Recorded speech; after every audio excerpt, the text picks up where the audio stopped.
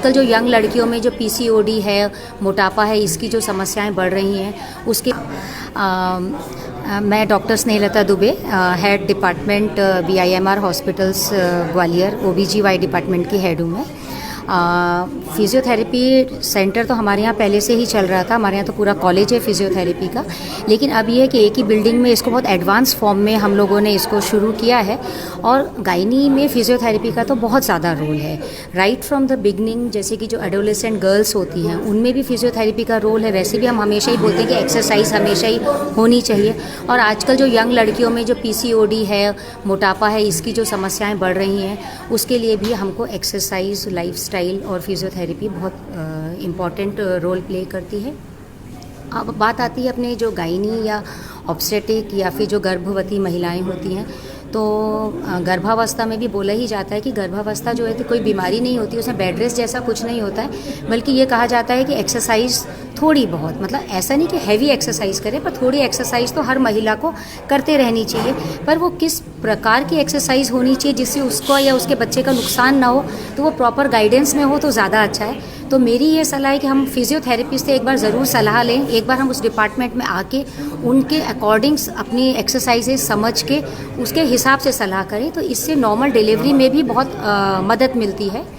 और उसके अलावा जैसे कि डिलीवरी के बाद महिलाओं की एक शिकायत होती है कि हमारा पेट बहुत बढ़ गया है, या हमारा जो एक शरीर होता है, जो प्राइवेट पार्ट्स होते हैं वो ढीले हो गए हैं, तो उसके लिए बहुत एक्सरसाइजेस होती हैं, जो एक प्रॉपर काउंसलिंग हो, प्रॉपर जो हम एक्सरसाइजेस समझाते हैं, पेट की हम एक्सरसाइजेस समझाते हैं, और जो हम नीचे शरीर की पेल्विक फ्लोर एक्सरसाइजेस समझाते हैं, वो बहुत इंपॉर्टेंट होती है, जिससे कि आगे चल की महिलाओं को जो इनकॉन्टिनेंस होता है, कि जैसे कि ज़ोर लगाने पे पेशाब निकल जाती है या शरीर ढीला हो रहा है, ऐसा लगता है उनको नीचे से कुछ बाहर आ रहा है, तो ये चीज़ें ना हो, इसके लिए हम लोग बहुत सारी एक्सरसाइजेस जो होती हैं, पेल्विक फ्लोर एक्सरसाइजेज जिनको हम बोलते हैं, वो हम लोग यहाँ पर समझाते हैं। और हम लोग वैसे भी रूटीनली ही हम हर पोस्ट नेटल, मतलब कि जो डिलीवरी के बाद की जो महिलाएं होती हैं उनको हम ये नेचुरली समझाते हैं, और ये रिकमेंडेड भी है। तो ये हमारे लिए एक बहुत गुण है कि एक ही छत के नीचे हमको, यहाँ पर हम एंटीनेटल केयर भी दे रहे हैं, हम वहाँ उनकी फिज़ियोथेरेपी भी करा रहे हैं, हम डिलीवरी भी करा रहे हैं, और डिलीवरी के बाद हम उनको वापस से उनको नॉर्मल तरीके से लाने में उनकी हम मदद कर रहे हैं, जिससे कि उनमें एक कॉन्फिडेंस आता है। मैम, बॉडी फिगर को नॉर्मल करने, डिलीवरी के बाद नॉर्मल करने के अलावा आपने बताया कि डिलीवरी से पहले भी फिजियोथेरेपी कारगर है। Yes. लेकिन प्री डिलीवरी और पोस्ट डिलीवरी दोनों के लिए जरूरी है। जी, इवन बिफोर कंसेप्शन, मतलब गर्भावस्था से पहले भी डिलीवरी का बहुत रोल, मतलब फिजियोथेरेपी या एक्सरसाइज का बहुत रोल है, क्योंकि जो महिलाएं जैसे कंसीव नहीं कर पाती, जैसे मैंने आपको बताया कि पीसीओडी की बीमारी जो आजकल बहुत एक फैशन सा बन गया है कि हर बालिका हमें आके बोलती है हमें तो पीसीओडी है।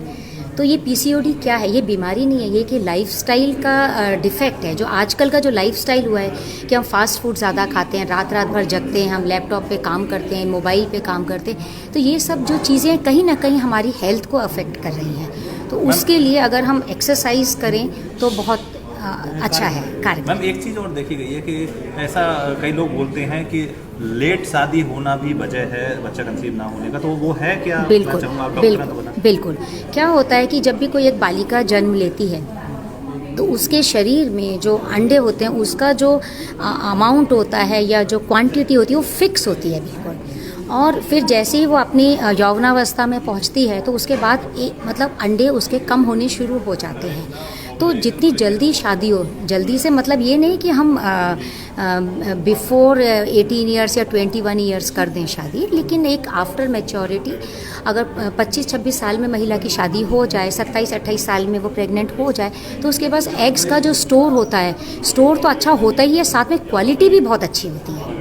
तो उससे बहुत फ़र्क पड़ता है प्रेगनेंसी में। और जैसे जैसे अपन शादी, अगर हमारी शादी लेट होती है, हम प्रेगनेंसी लेट करते हैं, प्लान लेट करते हैं, तो उसमें हमारे एग्स की जो स्टोर होती है, जो मात्रा होती है वो कम हो जाती है। तो इस कारण से हमको दिक्कत होती है। और कोई भी ऐसी दवाई नहीं आती जो स्टोर को बढ़ा दे, क्योंकि ये फिक्स होता है।